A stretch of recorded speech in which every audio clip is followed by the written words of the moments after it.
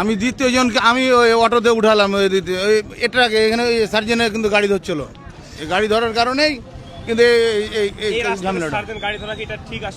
না না, এটা ঠিক না, এটা ঠিক না। আর এখানে সার্জেন ছিল না তো, এখানে পিক আপ নিয়ে গাড়ি ধরছে, পিক আপ নিয়ে গাড়ি ধরছে। এই জায়গাটাতে পিক আপ নিয়ে কেন গাড়ি ধরবে? সার্জেন্ট গাড়ি কাগজ চেক করবে, দেখবে, আলাদা কথা। এই গাড়িকে সার্জেন্টকে দেখে পালে দিয়ে যায়, ট্রাকের সাথে এই ঝামেলাটা হয়েছে।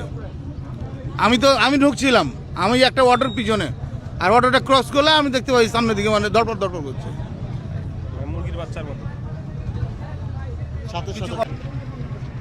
আমি নিজে তো পুলিশকে ডাকছি, ভাই আসছেন, আপনারা নিয়ে যান, আপনারা নিয়ে যান, রুগীটাকে নিয়ে যান। তারা গাড়ি টেনে পালিয়ে গেল, ওরা পালিয়ে গেল। আমি সাক্ষী দিয়েছি।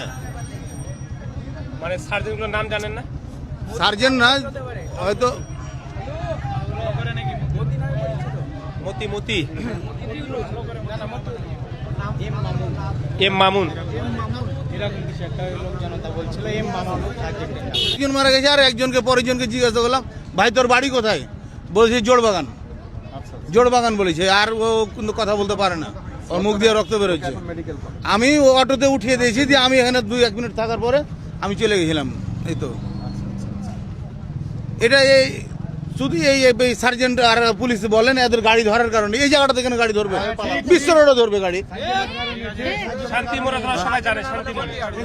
শান্তি মোড়ে ধরে গাড়ি, এখানে ওখানে ধরবে, এখানে কেন ধরবে? আমাকে 2 দিন আগেও এখানে